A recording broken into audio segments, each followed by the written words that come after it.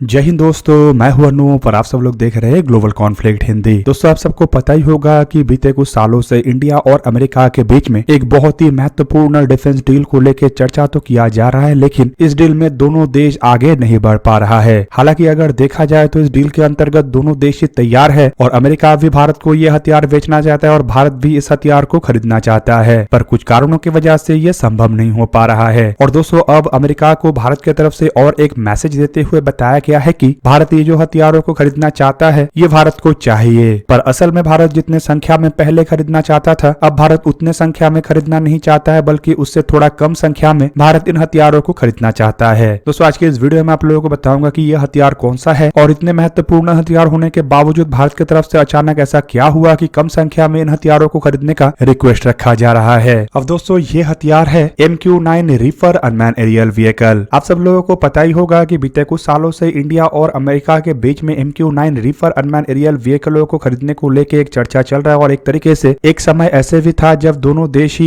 लगभग डील के ऊपर हस्ताक्षर करने जा ही रहा था, पर अचानक से कुछ कारण की वजह से ये डील के ऊपर हस्ताक्षर नहीं हुआ है। पर दोस्तों, अगर करंट सिचुएशन को देखा जाए तो अमेरिका भी भारत को MQ-9 reaper unmanned aerial vehicle देने को लेकर जहां पे संपूर्ण रूप से तैयार है, तो वहीं पे दूसरी तरफ भारत भी इन ड्रोनों को अमेरिका से खरीदना चाहता है और भारत के लिए तो ये काफी इंपॉर्टेंट है। और दोस्तों ये इतना इंपॉर्टेंट है कि ऑलरेडी भारत के द्वारा 2 ड्रोनों को लीज में लेके पिछले 2 साल से इस्तेमाल भी किया जा रहा है और अब लीज को एक्सटेंड भी किया जा रहा है। बेसिकली दोस्तों, इस ड्रोन के डील के अंतर्गत भारत टोटल 30 अनमैन एरियल व्हीकलों को खरीदना चाहता था, जो असल में 10-10 के संख्या में तीनों बेड़े में डिवाइड किया जाना है। मतलब आर्मी के लिए 10, नेवी के लिए 10 और एयरफोर्स के लिए 10 unmanned aerial vehicle India America से खरीदना चाहता था। पर अब रिपोर्ट में बताया जा रहा है कि ये जो संख्या है ये शायद और 30 तक ना हो, बल्कि उससे काफी कम हो। मतलब इंडिया ये ड्रोन अमेरिका से तो खरीदेगा, लेकिन कम संख्या में खरीदेगा। दोस्तों, रिपोर्ट के मुताबिक बताया जा रहा है कि चीफ ऑफ स्टाफ कमेटी के तरफ से ये डिसाइड किया गया है कि आर्म फोर्सेस को, मतलब हर एक विंग को 6-6 के संख्या में जनरल एटॉमिक के मैन्युफैक्चर किया हुआ MQ-9 ड्रोन को प्रोवाइड किया जाएगा। मतलब टोटल 18 ऐसे ड्रोनों को खरीदने को लेके भारत के द्वारा ऑर्डर दिया जाएगा और ये जो अप्रूवल है ये इस साल के अप्रैल महीने तक फॉर्मली तैयार भी हो जाएगा। मतलब अप्रैल महीने के बाद किसी भी समय इंडिया और अमेरिका के बीच में 18 ड्रोनों को लेकर डील के ऊपर हस्ताक्षर हो जाएगा। अब दोस्तों, यहाँ पे बड़ा सवाल ये है कि अचानक से ऐसा क्या हुआ कि इतने महत्वपूर्ण ड्रोन होने के बावजूद भारत की तरफ से 30 के संख्या की जगह में केवल मात्र 18 के संख्या में खरीदने का इरादा जताया जा रहा है। और दोस्तों, अगर ये महत्वपूर्ण नहीं था तो 18 के संख्या में भी क्यों खरीदा जा रहा है? दोस्तों, बेसिकली इसके पीछे जो कारण बताया जा रहा है वो है इसका कीमत। बेसिकली एक MQ-9 reaper unmanned aerial vehicle का कीमत करीबन $100 मिलियन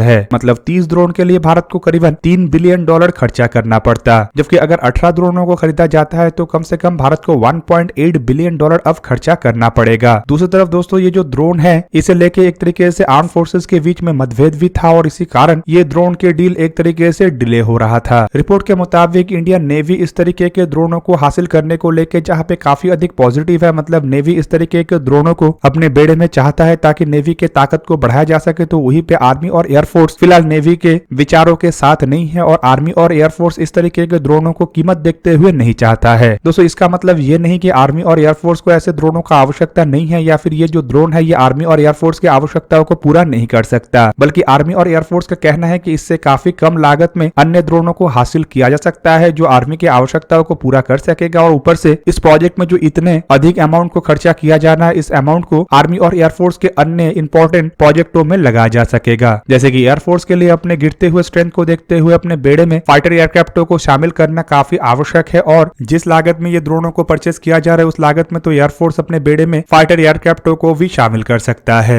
जबकि आर्मी के लिए महत्वपूर्ण प्रोजेक्ट फिलहाल टैंक और इन्फेंट्री फाइटिंग व्हीकल है। ऊपर से दोस्तों, अगर देखा जाए तो दोनों ही बेड़े, मतलब आर्मी और एयरफोर्स का ये सोच है कि इजरायली प्लेटफॉर्म इससे काफी कम लागत में अवेलेबल है और काफी बढ़िया ढंग से दोनों ही बेड़े की आवश्यकताओं को पूरा कर सकता है। पर दोस्तों, यहाँ पे अगर नेवी के रिक्वायरमेंट को देखा जाए तो नेवी को लंबे दूरी तक उड़ान भर सकने वाले एक ऐसे ड्रोन का आवश्यकता है जो समुद्र के ऊपर निगरानी रख सके। ऊपर से नेवी के बेड़े में जिस तरीके से अमेरिकी प्लेटफॉर्मों को भरा गया है उससे ऐसे ड्रोन नेवी के अन्य प्लेटफॉर्म के साथ बेहतरीन ढंग से तालमेल मिला के भी काम कर सकेगा, जिस कारण से नेवी के लिए ये जो अमेरिकी प्लेटफॉर्म है ये सबसे बेहतरीन है। पर दोस्तों, यहाँ पे आर्मी और एयरफोर्स के मतभेद के कारण गवर्नमेंट ऑफ इंडिया इस तरीके के डील को समाप्त भी नहीं करना चाहता है, बल्कि एक तरीके से आप कह सकते हैं कि ये जो मतभेद है इसे दूर किया गया और एक तरीके से आर्मी और एयरफोर्स को कम संख्या में ड्रोनों को हासिल करने को लेके भी तैयार किया गया। अब दोस्तों गवर्नमेंट ऑफ इंडिया इस तरीके के ड्रोनों के डील को इसलिए भी अपने हाथ से जाने नहीं देना चाहता है क्योंकि ऑलरेडी जनरल एटॉमिक की तरफ से भारत को MQ-9 अनमैन एरियल व्हीकलों के ट्रांसफर ऑफ टेक्नोलॉजी को लेके भी एक तरीके से हामी भरा जा चुका है। रिपोर्ट के मुताबिक जनरल इलेक्ट्रिक भारत के कुछ स्टेट ओन और कुछ प्राइवेट फार्म्स के साथ मिलकर इस तरीके के ड्रोनों को भारत में निर्माण करने को लेके भी हामी भर चुका है। लेकिन ये बात तब का था जब भारत के द्वारा 30 ड्रोनों को खरीदने को लेके तैयारी किया जा रहा था, लेकिन अब 18 ड्रोनों को खरीदा जाएगा। ऐसे में अब ये नहीं कहा जा सकता है कि पहले के जैसे अब भी अमेरिका भारत को ऐसे ड्रोनों के टेक्नोलॉजी ट्रांसफर के लिए हाँ कहेगा। पर दोस्तों अगर 18 ड्रोनों को भी भारत की तरफ से परचेस किया जा रहा है तो ऑब्वियसली गवर्नमेंट जिस तरीके से मेक इन इंडिया और टेक्नोलॉजी ट्रांसफर को लेके महत्व दे रहा है उसमें भी कुछ ना कुछ ऐसा चीज होगा जिसके लिए ड्रोनों के डील को रद्द नहीं किया गया बल्कि उसके संख्या को घटाया गया है। दोस्तों ऐसे ड्रोनों के अगर टेक्नोलॉजी भारत को मिलता है तो भारत के खुद के हाई ऑल्टीट्यूड लॉन्ग एंड्योरेंस श्रेणी और मीडियम ऑल्टीट्यूड लॉन्ग एंड्योरेंस श्रेणी के ड्रोनों को मजबूत करने में आसानी होगा। जबकि अगर देखा जाए तो हाल फिलहाल में ड्रोनों के डेवलपमेंट में भारत को लगातार एक के बाद एक सक्सेस मिल रहा है और ऊपर से एरो इंडिया में भी भारत के जो बनाए हुए मीडियम ऑल्टीट्यूड लॉन्ग एंड्योरेंस ड्रोनों के परफॉर्मेंस को दर्शाया जा रहा है, जो एक तरीके से ये भी साबित कर रहा है कि आने वाले समय में भारत को और किसी अन्य देश के ऊपर ड्रोनों के टेक्नोलॉजी को लेकर डिपेंड होना नहीं पड़ेगा। पर दोस्तों अब ये साफ हो चुका है कि आने वाले कुछ महीनों के अंदर भारत की तरफ से MQ-9 ripper unmanned aerial vehicle को तो खरीदा जाएगा, लेकिन पहले के जैसे बड़े संख्या में नहीं बल्कि अब थोड़ा कम संख्या में खरीदा जाएगा। दोस्तों चलिए अब जानते हैं ये रिपर अनमैन एरियल व्हीकल के बारे में थोड़ा डिटेल में। दोस्तों जनरल एटॉमिक के MQ-9 रिपर अनमैन एरियल व्हीकलों को प्रेडिएटर B भी कहा जाता है। ड्रोनों को असल में कंपनी की तरफ से अनमैन कॉम्बैट एरियल व्हीकल के रूप में बनाया गया और इसे हाई ऑल्टीट्यूड लॉन्ग एंड्योरेंस श्रेणी के ड्रोन भी कहा जाता है। दोस्तों जनरल एटॉमिक एरोनॉटिकल सिस्टम्स की तरफ से बनाया हुआ ये ड्रोन है, ये पहली बार 2 फरवरी 2001 के दिन मतलब आज से करीबन 22 साल पहले अपना फर्स्ट फ्लाइट किया था। हालांकि 1 मई 2007 के दिन मतलब उसके 6 साल के बाद इन ड्रोनों को बेड़े में ऑपरेशनली शामिल किया गया और ऑफिशियल डेटा के मुताबिक साल 2016 तक 316 से भी अधिक ऐसे ड्रोनों को निर्माण किया जा चुका है। लेकिन उसके बाद और कितना ऐसे ड्रोन बना है इसके बारे में कोई जानकारी नहीं दिया गया। दोस्तों जनरल एटॉमिक के ये जो ड्रोन है इसका इस्तेमाल फ्रेंच आर्म फोर्सेस के अलावा इंडियन नेवी, इटालियन एयरफोर्स और नेवी के द्वारा इस्तेमाल किया जाता है, जबकि जापान के कोस्ट गार्ड, नेदरलैंड के एयरफोर्स, स्पेन के air and space force, United kingdom के एयरफोर्स और यूनाइटेड स्टेट के एयरफोर्स और कस्टम बॉर्डर प्रोटेक्शन फोर्सेस के द्वारा इसका इस्तेमाल किया जाता है। हालांकि इसके अलावा नेशनल गार्ड, एयरफोर्स के कुछ special operational commando, even Europe में इस्तेमाल किए जाने वाले बेड़े में भी इसका इस्तेमाल किया जाता है। दोस्तों MQ-9 ripper unmanned aerial vehicle को वैसे तो फ्लाई करने के लिए कोई क्रू मेंबर का आवश्यकता नहीं होता है, लेकिन ग्राउंड स्टेशन में इसे कंट्रोल करने के लिए 2 क्रू मेंबर का आवश्यकता होता है। ड्रोन के अगर आकार को देखा जाए तो इसके लंबाई करीबन 11 मीटर मतलब 36 फीट 1 इंच के आसपास है, तो वही पे इसका विंग स्पैन इसके लंबाई से करीबन दुगना मतलब 20 मीटर मतलब करीब करीब 65 फीट 7 इंच के आसपास है। इसका हाइट 3.81 मीटर मतलब करीबन 12 फीट 6 इंच के आसपास है और इसके एम्प्टी वेट 2223 किलोग्राम है।